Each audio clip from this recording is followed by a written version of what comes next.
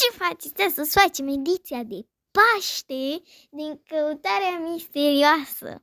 Așa că fiți atenți că o să se întâmple multe lucruri fascinante. Așa că hai să începem.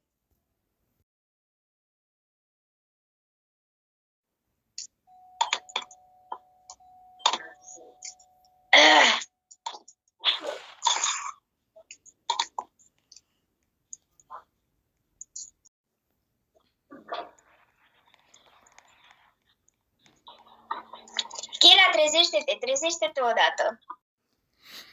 Ce faci aici? Cum ai intrat în casă? Am spart și eu ușa. Ce-i cu gălăgia asta? M-am trezit din somn.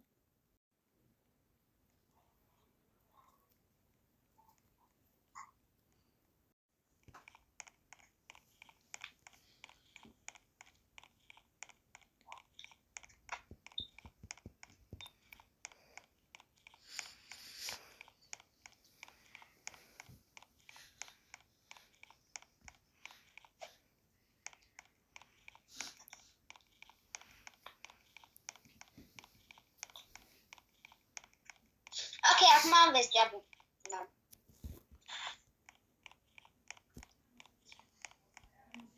Ok. Bun, gata.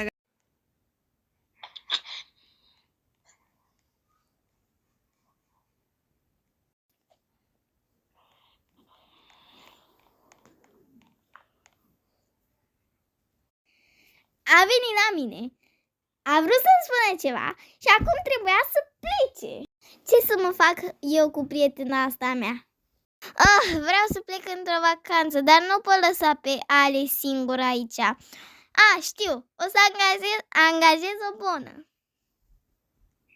Nu! O să sun chiar acum. Pe cine?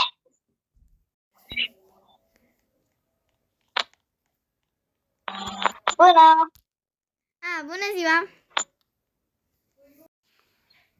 Unde e fetița de care trebuie să am grijă? Este la etaj. O să merg la ea? Da, sigur, eu o să plec într-o vacanță și să ai grijă de ea. Pa! Da.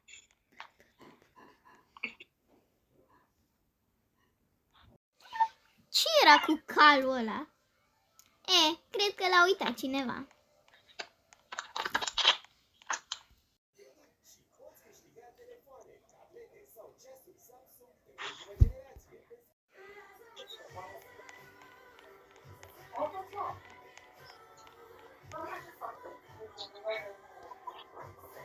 Pune pauză. Mâine sus. Unde-i copila? În baie. Ce faci zi? Pauză un pic. M-a păcălit. Oare unde o fi copilul?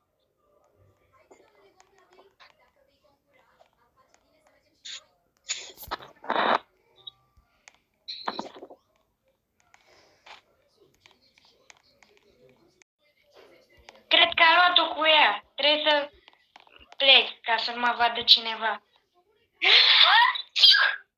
Ce s-a auzit? Tu erai!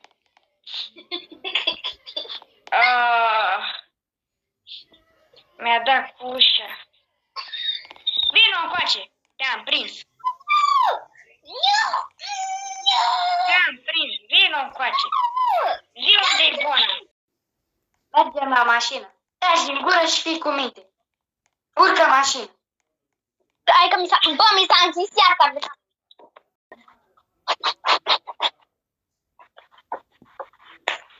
Ce bine mă simt, în sfârșit fără probleme.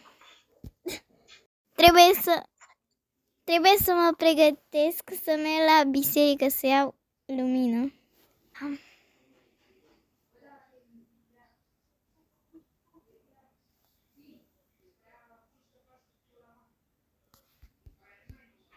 Mă duc să iau lumină.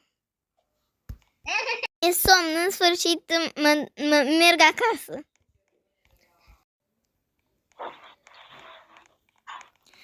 Mă sună cineva. O să las puțin lumina aici. Alo? Alo? Mi-am răpit sora mai mică. Ajutor!